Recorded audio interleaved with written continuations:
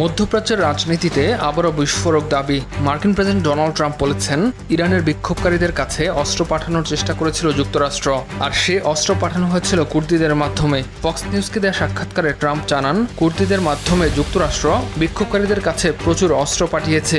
তবে বিস্ময়কর বিষয় হলো, এই অস্ত্র নাকি বিক্ষোভকারীদের হাতে পৌঁছায়নি।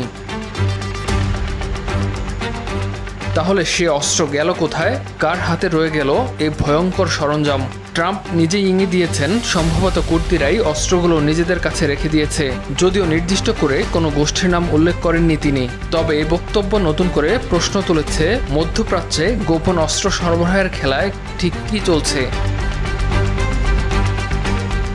ট্রাম্পের এ দাবি সামনে আসার পর পরিস্থিতি আরও উত্তপ্ত হয়ে ওঠে। ট্রাম্প তার সামাজিক মাধ্যম ট্রুথ সোশ্যালে সরাসরি হুমকি দেন, নির্দিষ্ট সময়ের মধ্যে পরিস্থিতি নিয়ন্ত্রণে না এলে ইরানে বড় ধরনের হামলা চালানো হতে পারে, এমনকি সবকিছু গুড়িয়ে দেওয়া হবে বলেও মন্তব্য করেন তিনি। তবে এটা কি শুধুই রাজনৈতিক চাপ, নাকি সত্যি আসছে নতুন কোনো সামরিক অভিযান? যদিও নাটকীয়ভাবে এই কঠোর হুমকির পর ভিন্ন সুরেও কথা বলেছেন ট্রাম্প। ট্রাম্পের দাবি, খুব দ্রুত ইরানের সঙ্গে একটি চুক্তি হতে পারে, এমনকি একদিনের মধ্যেই সমঝোতায় পৌঁছানোর আশাও প্রকাশ করেন তিনি। একদিকে যুদ্ধের হুমকি, অন্যদিকে আলোচনার ইঙ্গিত। দ্বিমুখী বার্তায় আরও বিভ্রান্ত বিশ্ব।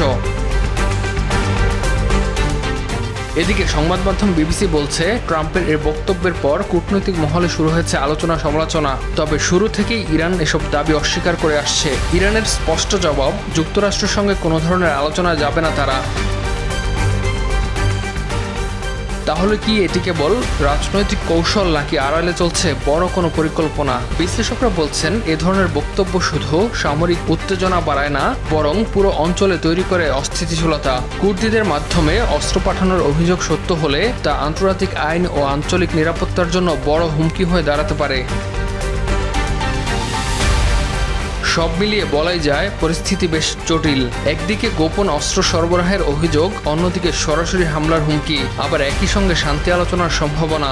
সবকিছু মিলিয়ে মধ্যপ্রাচ্য যেন এক অদৃশ্য আগ্নেয়গিরির উপর দাঁড়িয়ে। ইমতিয়াজ আহমেদ, RTV।